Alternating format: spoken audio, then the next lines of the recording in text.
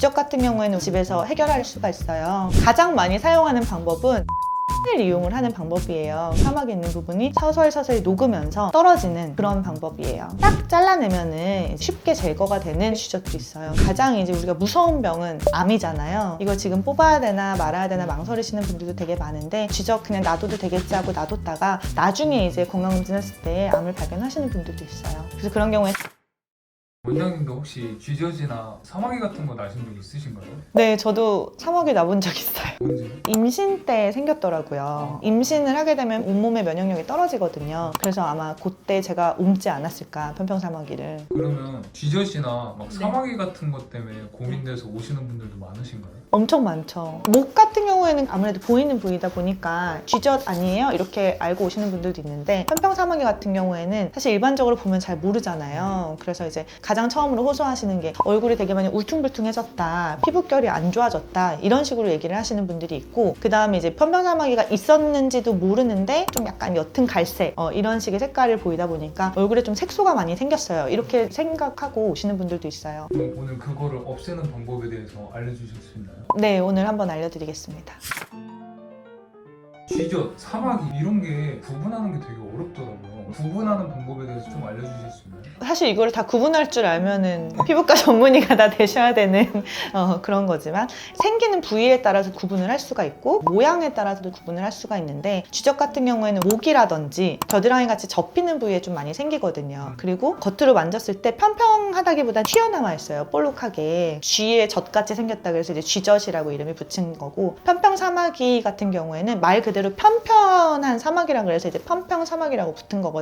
약간 융기되어 있는데 위에는 이렇게 편평한 그런 모양으로 되어 있어요. 그래서 쥐젖은 이제 볼록 올라오는 거랑 다르게 그렇게 생겼고, 호발 부위가 보통 이제 얼굴에서부터 시작해서 목 이런 데로도 좀 많이 퍼지기는 해요. 그 차이점이 있고요. 그리고 편평사마귀나 쥐젖 이외에 얼굴에 오돌토돌 돋는 다른 것들이 있는데, 예를 들어서 비립종, 그리고 피지샘 증식증, 그리고 피지가 뭉쳐있는 피지낭종 그런 것들도 있어요. 그래서 정확한 진단 하에 치료를 하시는 것이 중요합니다. 쥐젖이 좀 정확히 뭔지 알려주실 수 있나요?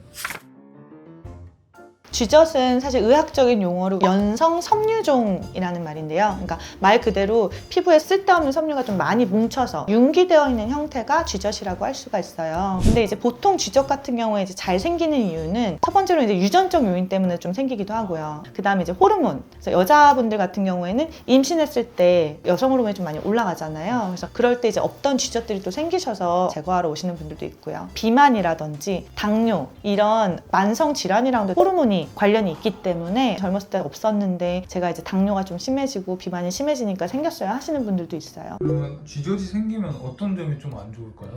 일단 쥐젖 자체는 양성 종양이기 때문에 우리 몸에 이렇게 튀어나온 거 그냥 종양이라고 얘기를 하는 거고, 나쁜 건 이제 악성, 나쁘지 않은 건 양성이라고 얘기를 하는 건데, 양성 종양이기 때문에 사실은 그냥 둬도 크게 문제는 없거든요. 근데 이제 가장 불편한 건 딱 두 가지인데, 첫 번째는 미용적으로 좀 지저분해 보여서, 특히 목이라든지 얼굴 같은 노출 부위에 생기게 되면 좀 지저분해 보인다거나 피부결이 안 좋아 보인다거나 이런 게 이제 가장 큰 불편한 점이고, 두 번째로는 간혹 이제 쥐젖이 좀 커지거나 그렇게 되게 되면은 그 부분이 좀 간지럽거나 자극이 되는 경우가 있어요. 그래서 그 주변으로 염증이 생겨서 오시는 분들도 봤거든요. 그러면 그게 건강상 문제가 되는 건 아니네요? 문제가 되는 건 아니지만 아까 말씀드렸듯이 다른 만성 질환에 동반되는 경우가 있기 때문에 갑자기 생겼으면 몸 안에 호르몬 변화라든지 이제 그런 게 안 좋아졌을 수도 있으니까 건강 검진을 받아보시는 걸 추천해 드립니다. 그럼 편평사마귀는 뭔가요?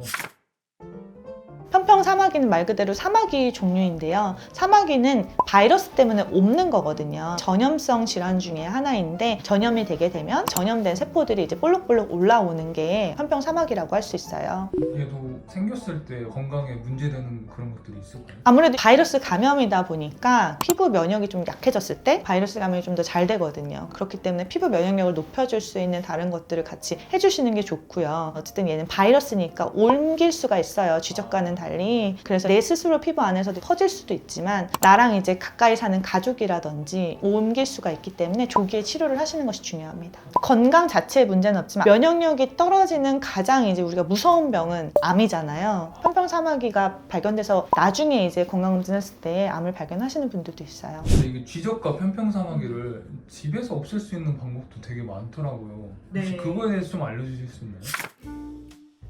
가장 많이 사용하는 방법은 밀가루랑 식초를 이용을 해서 사용을 하시는 분들이 많은 것 같습니다. 일단 우리 몸에 이제 쓸데없는 조직을 없애기 위해서 말 그대로 산을 이용을 하는 방법이에요. 식초에는 산이 들어가 있거든요. 근데 식초 자체를 그냥 바르면 흐르잖아요. 그러니까 밀가루랑 식초를 1대1로 섞어서 반죽처럼 고약처럼 만든 거예요. 그래서 그 고약을 그 부분에 붙여두면 산성 고약이 되는 거죠. 그래서 그거 이제 한 일주일 정도 붙여두면 쥐젖이라든지 사막에 있는 부분이 서서히 녹으면서 떨어지는 그런 방법이에요. 원장님은 실제로 이런 걸 보시거나 얘기 들으셨던 그런 경험이 있으신가요? 지인이 뭐 그렇게 해서 뗐다더라 이런 얘기는 들어봤는데 저는 한 번도 시도를 해보지는 않았습니다. 또 다른 방법도 있을까요? 어떤 분들 같은 경우에는 실 있잖아요. 실 같은 걸로 쥐져서 이제 묶어서 뗐다 이렇게 말씀하시는 분들도 있거든요. 제가 찾아보니까 인터넷에 또 왕왕 보이더라고요. 그런 방법도 시도를 해보실 수는 있습니다. 그 외에 또 다른 방법으로는 손톱깎이라든지 아니면 집에서 쓰는 가위 이런 걸로 튀어나온 쥐젖이 이제 조금 약간 거슬리니까 그걸 잘라내는 방법도 있더라고요. 그거는 사실 주변에 환자분들도 되게 많이 하고 오시는 방법이기는 해요. 되게 직관적인 네, 방법이네요. 되게 직관적인 방법이죠. 네. 근데 그렇게 하면 제거가 되긴 하는 거네요. 튀어나온 거를 뭐 산으로 녹인다든지 아니면 잘라낸다든지 실로 해서 묶어서 떨어뜨리니까 제거는 되죠. 그런데 사실 이거는 쥐 잡으려다가 초과삼간 태우는 그런 방법일 수 있어요. 왜냐하면은 일단 제거는 되지만 그거로 수반되는 부작용이 좀 많을 수가 있거든요. 가장 큰 부작용은 첫 번째로는 화상. 밀가루랑 식초를 이용한 방법은 산을 이용한 방법이라고 했잖아요. 식초를 오래 대고 있어서 정말 우리가 원하는 그 쥐젖만 딱 떨어뜨릴 수 있으면 좋지만 그 주변 부분에 정상 살들도 다 타들어갈 수가 있어요. 화학적 화상을 입을 수가 있기 때문에 그러고 나서 그 화상 상처라든지 흉터 때문에 고생하시는 분들을 좀 보기는 했습니다. 두 번째로는 쥐젖이나 사마귀 같은 경우에는 뿌리가 많이 깊지는 않지만 그래도 이제 어느 정도 뿌리가 있거든요. 이제 뿌리 끝까지 이제 정확하게 떼내면은 제거도 잘 되면서 염증이 생기지 않게 방지를 할 수가 있는데 집에서 이제 손톱깎이를 이용을 한다든지 실을 이용을 한다든지 그리고 식초를 하게 돼도 정확하게 그 깊이만큼 할 수도 없고 더 깊게 우리가 이제 제거를 한다거나 거기로 2차 감염이 될 확률이 높아요. 그래서 이 두 가지가 가장 큰 문제점입니다. 결과적으로는 제거는 되지만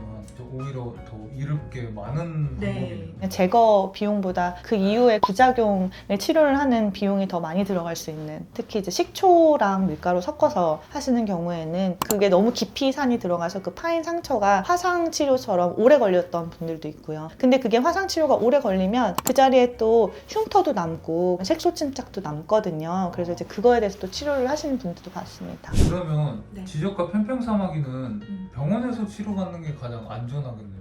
네, 병원에서 치료를 받는 게 가장 안전하죠. 그럼 어떤 방법들로 병원에서 치료해 주나요?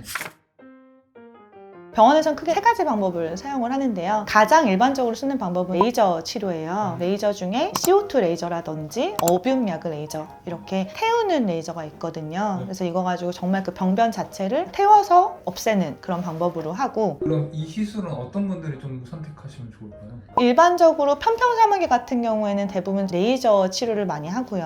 아까 말했듯이 병변 자체가 되게 편편하다고 말씀드렸잖아요. 그래서 얘는 다른 방법으로 이제 없앨 수가 없기 때문에 편평사마귀인 분들한테 추천을 하고 있고 크기가 작은 쥐젖들 레이저로 충분히 태울 수 있는 그런 것들은 레이저 치료를 하고 있어요. 점 빼는 레이저 아세요? 그러니까 점도 태워 없애잖아요. 그거랑 똑같은 레이저예요. 그 점세포가 박혀있는 부분을 떼어내는 거거든요. 태워서. 그래서 이제 따로 쥐젖이나 사마귀의 레이저가 있는 게 아니라 점을 빼는 레이저 같은 방식으로 하나하나 태워 없앤다 이렇게 생각하시면 돼요. 레이저로 태울 때는 2, 3일은 좀 조심하셔야 돼요. 그래서 2, 3일 정도는 듀오덤이라고 들어보셨죠? 피부의 표면에 이제 붙여놓는 그런 테이프들을 붙여놓거나 아니면 이제 테이프 알러지가 있거나 이런 분들은 항생제 연고를 좀 바르시는 게 좋고 그리고 또 중요한 거는 물을 닿지 않는 게 중요해요. 그래서 하고 나서 5일에서 일주일 정도는 물을 닿지 않게 관리를 해주시는 것이 중요합니다. 두 번째 방법은 의료용 가위를 이용을 해서 떼내는 방법이에요. 아이리스 시저라고 하는데 특히 쥐젖 같은 경우에 위로 이렇게 볼록 올라와 있는 경우가 있거든요. 그 아래쪽에 이렇게 목이 있어요. 그 목 있는 부분을 딱 잘라내면은 쉽게 제거가 되는 그런 모양의 쥐젖 같은 같은 경우에는 이런 의료용 가위를 이용을 해서 제거를 합니다. 앞서 말씀하신 일반 가위로 하는 것과 어떤 차이가 있는 걸까요? 의료용 가위 같은 경우에는 소독기가 따로 있어요. 그 소독기로 가위를 충분히 소독을 한 다음에 이제 사용을 하는 거기 때문에 멸균된 제품이에요. 집에서는 멸균된 제품을 구하기가 힘드니까 의료용 가위를 사용을 하셔야 되는 거고, 의료용 가위로 위에 있는 부분을 먼저 없애고 그 다음에 이제 밑에 뿌리 있는 부분을 레이저로 없애는 게 레이저로 인한 부작용도 줄일 수가 있고 더 빨리 떼낼 수 있는 방법이고, 튀어나온 쥐젖이든 아니면 편평사막이든 모든 게 이제 동시에 있는 경우가 사실 대부분이에요. 그래서 레이저랑 아이리스 시저를 같이 병행해서 사용을 하는 게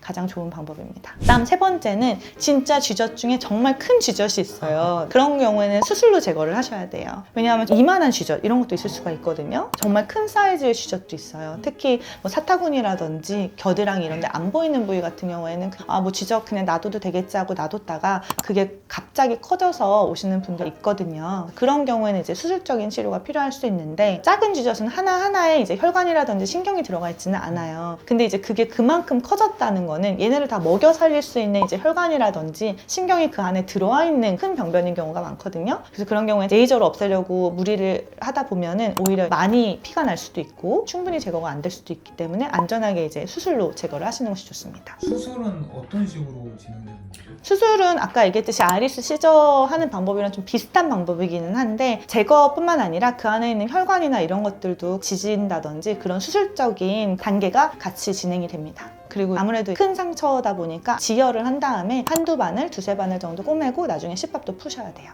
몇 바늘 꼬맸잖아요. 그렇기 때문에 꼬맨 그 실을 우리가 뽑기 전까지는 물을 닿지 않는 게 중요하고, 2차 감염을 막기 위해서 항생제 연고 잘 바르시고, 실밥은 보통 일주일이나 2주일 뒤에 뽑거든요. 그때 실밥을 알맞게 뽑으시는 것이 중요합니다.